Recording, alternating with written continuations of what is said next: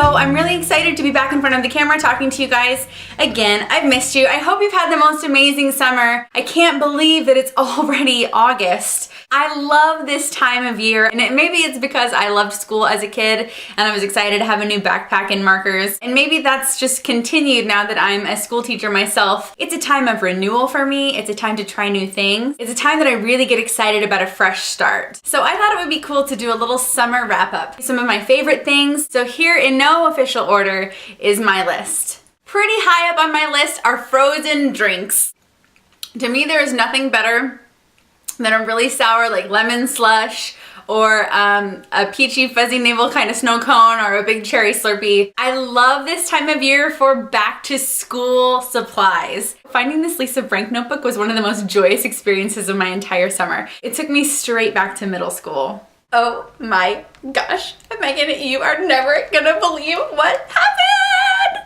Maybe you don't have a t-shirt problem, but some of us do. And one of the most incredible ways to feed your t-shirt addiction is dayoftheshirt.com. It is an aggregator of all of the sort of shirt deal of the day websites. So everything from shirt.woot.com or T-Fury or Threadless, all those t-shirts that are sort of buy them now before they're gone are all listed together on this one website. Another thing that's making me so happy this summer is neon. Whether it's just a stripe on my shirt or my new awesome neon sneakers, I think that neon is an instant mood brightener. A definite summer favorite has been my EOS Evolution of Smooth Lip Balm in Summer Fruit. It smells amazing and it's really weird and shaped like a ball.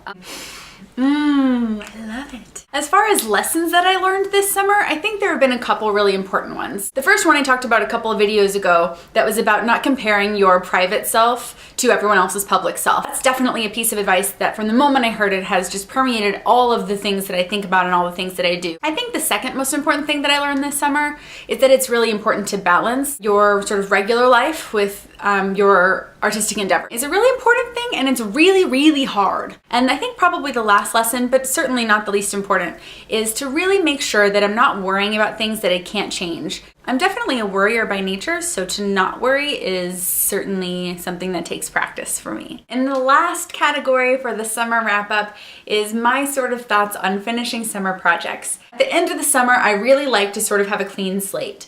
As much as possible, I like to start something fresh at the beginning of the school year. If you're somebody who's considered doing something like NaNoWriMo, which is in November, it's a great time of year to start planning ahead. Getting some details down, some frameworks, some brainstorming, those kinds of preparations can make Nano go a lot more smoothly for you later in the fall. So not everyone is looking for a literary agent, but if you are looking for an agent, I think this is a great time of year to sort of refresh and assess your agent spreadsheet. It's a great time for you to sort of freshen up your spreadsheet, double check what the agents are interested in, double check what they're looking for, what it is that they're hoping to find in the slush pile. If you're the sort of person that made a big resolution or a big promise or a goal at the beginning of the year, this is a great time to sort of check in and see how those goals are progressing. And it's a great time of year to sort of get back on track with some of those goals that maybe fell onto the back burner. Now in Texas, it's going to be 100 for at least another several weeks. But as soon as fall really starts, it's a great, great thing to go outside and work. During the summer, you're often trapped inside, you're glued to the air conditioning unit. And once it starts cooling off, you actually have a little more freedom, in my opinion, to sort of go out into the world and sort of let that inspire your work without actually melting into a puddle. I'm melting!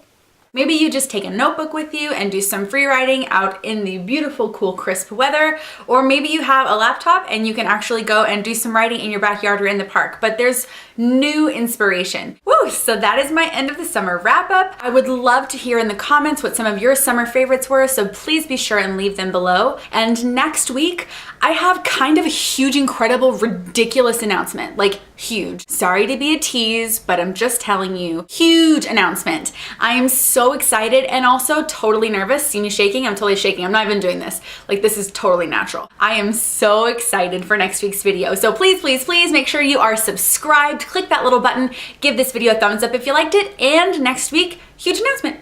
Huge, huge, huge, huge. So thank you as always for watching, and I will see you next week.